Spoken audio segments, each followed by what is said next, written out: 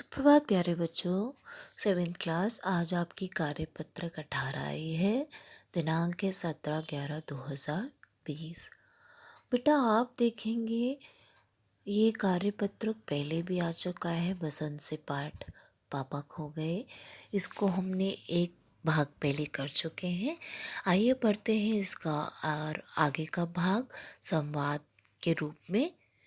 पेड़ लेकिन चिट्ठी जिसे लिखी गई हो लाल ताऊ उसे ही पढ़नी चाहिए, वह प्राइवेट होती है। Private letter box.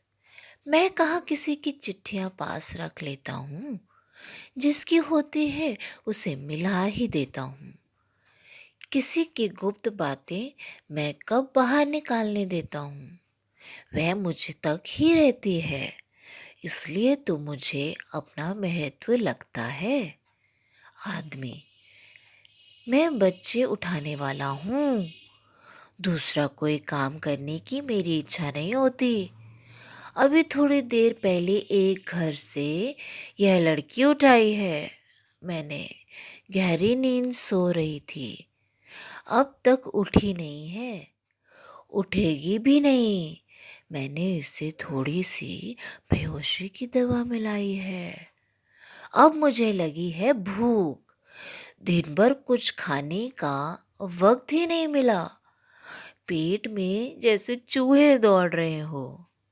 तो ऐसा किया जाए, इसे यहीं लटका कर अपनी ज़रा कुछ खाने की तलाश कर लें, देखें कुछ मिल जाए तो।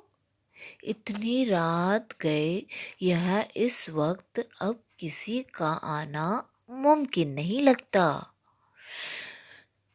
ये क्या बोल रहे हैं बेटा? पापा खो गए एक नाटक है जिसमें संवाद के रूप में पात्र के बारे में बताया गया है। आज हमने दो पात्रों के बारे में पढ़ा।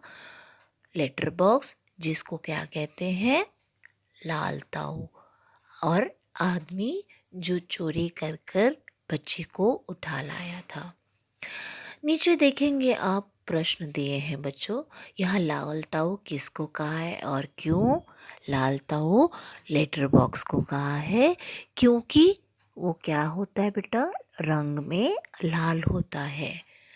और लेटर बॉक्स एक जगह से दूसरी जगह चिट्ठियाँ पहुँचाता है, इसीलिए उसको लाल ताऊ बोला है।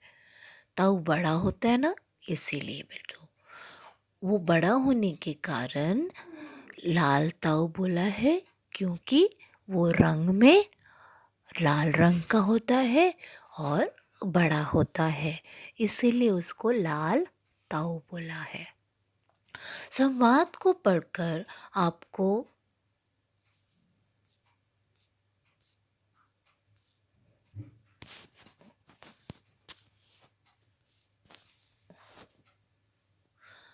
संवाद को पढ़कर आपको क्या लगता है, यहाँ क्या हुआ होगा? जो मैंने आपको ऊपर व्याख्या करके बताई बच्चों, वो आप यहाँ लिखेंगे। लेटर बॉक्स, वहाँ पे ये सभी जो बोल नहीं सकते बच्चों, वो सभी खड़े हैं। पहले हमने पढ़ा था खंबा और पेड़ के बारे में जो वहीं खड़ा है। उसके बाद आज हमने पढ़ा लेटर बॉक्स जो वहीं खड़ा है।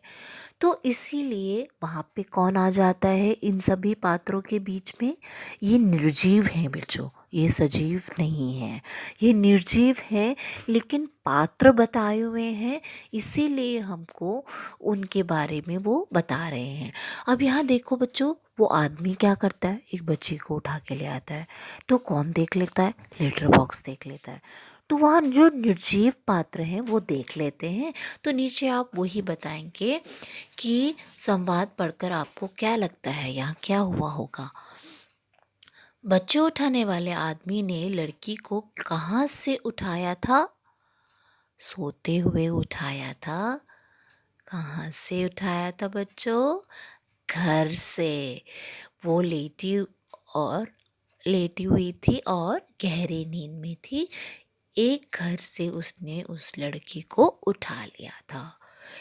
पेट में जैसे चूहे दौड़ रहे हो, इस वाक्य से आप क्या समझते हैं?